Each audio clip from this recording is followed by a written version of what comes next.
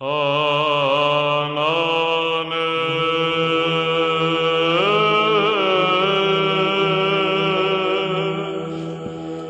there! Today I'm going to talk about a fountain pen for which I've received quite a couple of review requests in the past months.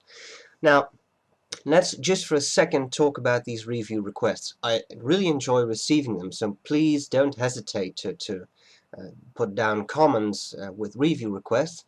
But do bear in mind that I do actually have limited pen buying funds. I know I have a lot of pens, but I cannot spend all of my money on pens. So especially if you request very expensive pens to be reviewed, bear in mind that I may not be able to do it.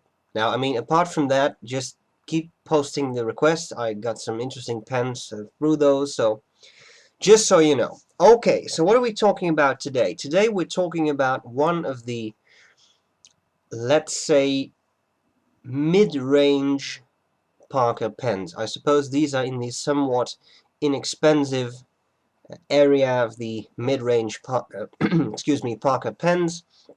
And yes, I thought it was a surprisingly nice pen. So let's have a look at it. It came in this nice nondescript white box. Out comes another box with the Parker logo. And this is an interesting box because it does not just open up. You actually have to pull out this little tab, and then you can open up the box, and there you have the pen, the Parker IM. Okay, first let's check out what's also in the box. You can remove the bottom cover, and then you find a nice little booklet with instructions on how to fill your pen, how to take care of it, etc. Right, the pen. There's a number of versions of this pen. I chose a fairly classic golden black version because I seem to like that best. Nice pen. The pen body is all metal, so it's a relatively heavy pen. So let's have a look at it. I'll tell you about the parts, I'll tell you what I like about it, what I don't like about it, and then I'll do a writing sample. Okay, so here we go, the pen. As you can see, it's a pretty classic design. It's a lot of black with some gold highlights. Let's start with the cap. We have this nice gold colored end cap there, which I kind of like. It reminded me of the Parker Urban, which also seems to have a cap in roughly this shape. Of course, the pen clip has the Parker arrow on it, the trademark of Parker, and then you get the actual cap, and on the barrel there is, of course, the code which indicates in which year the pen was made. It's down there it's pretty small script, so a lot of I's, it seems to be. You can look this up. I think parkerpens.net. You can look up the code, and then it says Parker, and it has the Parker logo. I'm sure you cannot really see that, but it's there. Okay, then we have the barrel, slightly tapered. As you can see, it's a bit wider here, and it gets a bit narrower there.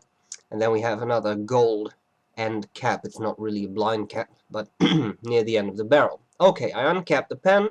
It's just a slip cap, so it doesn't screw off. I kind of liked this grip section because it's gold too. It is metal, it's not plastic. I don't think you can see this very well, but there is a very fine texture which seems to have gotten on there when they were turning this or something, because there are really fine lines running diagonally like this, a pretty even pattern. I thought that was really nice. It looks pretty cool, actually. Okay, well then, the overall shape of the section, as you can see, it's again somewhat tapered. It's wide here, it gets narrower, and then it gets just a little wider. The center of the section is matte gold, and then we have a nice ring there to, well, I suppose, keep the cap in place. Here's another wider bit, and those two parts are actually shiny gold, so reflective gold. Then we have the nib. The nib reminded me a bit as to its shape. I think I have a Parker jotter here.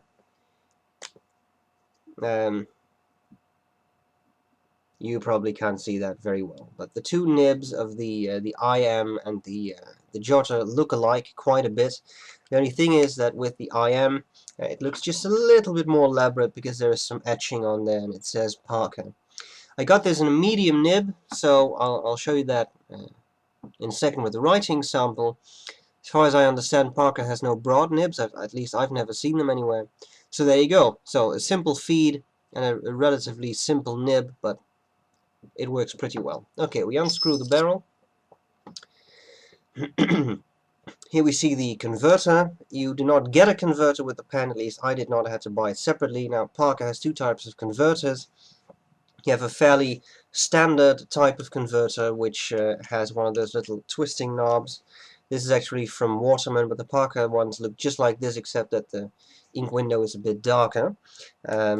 So you got those are a bit more expensive, and then you have some fairly cheap ones, which I tend to like, and that's this one.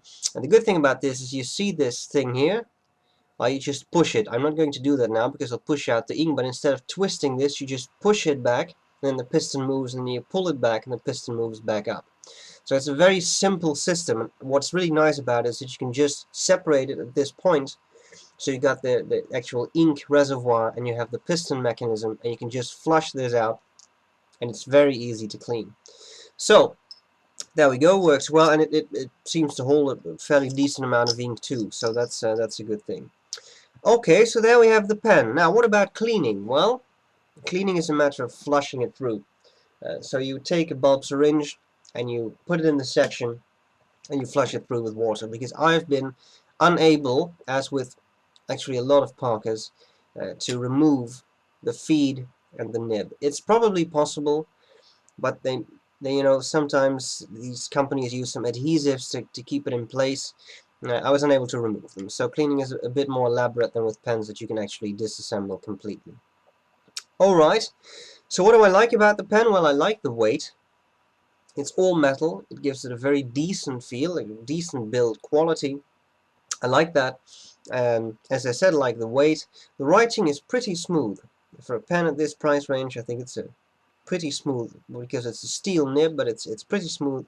It's nice to use, it's pleasant to use. You can actually post it, so then you get a very decently sized pen, as you can see here, which is actually a bit on the large side.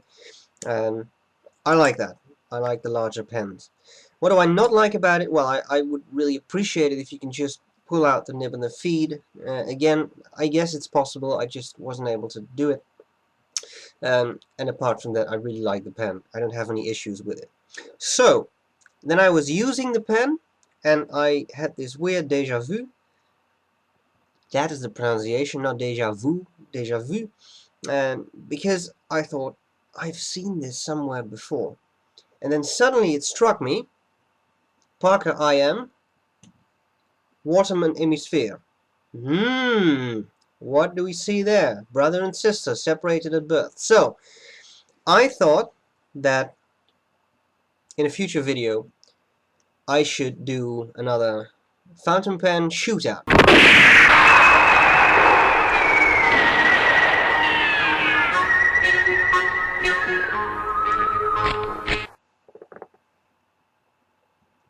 Okay. Yeah, I will do another fountain pen shootout. Shut up! Bastards. Right, so they will be compared in a future video, because I think that really makes sense. I mean, just look at it. Look at these pens. They're the same material. They're both metal. They're both shiny black. They both have these colored rings, one silver, the other gold, but you can buy them in different versions. So that makes sense. Okay, so now we've talked about the pen. I think the moment has come to do some writing. So here we go. I hope this was useful, and I'll see you later. Bye-bye. Okay, so here we go with the Parker IM. I realize I haven't shown you the springiness of the clip yet, so here we go. It's definitely, it's a bit on the stiff side, but it will really work. Okay, well then the nib, I can try and show you a close-up, but there isn't that much to see. So I think we'll just move on to the writing aspect. So here we have, which is skipped because it's been out of the cap for a while. The Parker IM in medium, and the ink is Twilight by Diamine. Diamine, I've learned. So there we go. I like that. It's a nicely shaded dark blue, maybe blue-blackish ink. Okay, so let's start with some simple writing.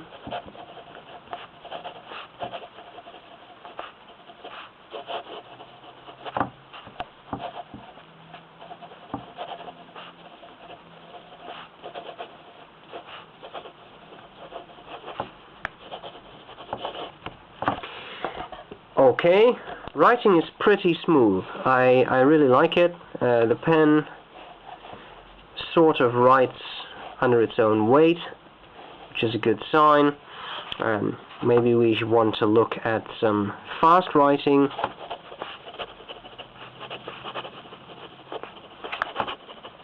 As you can see, the feed seems to keep up well with the whole writing, so that's a good feed. Maybe we want to check out some flexibility of the nib, line variation. I apply more pressure as we go. Well, as you can see, there is some variation there.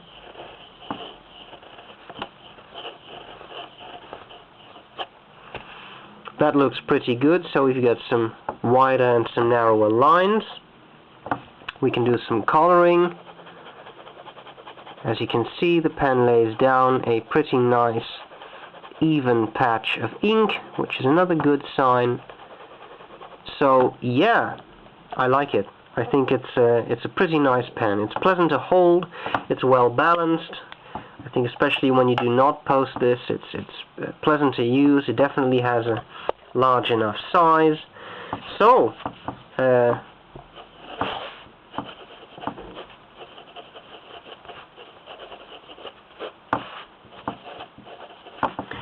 Steve Meister approved.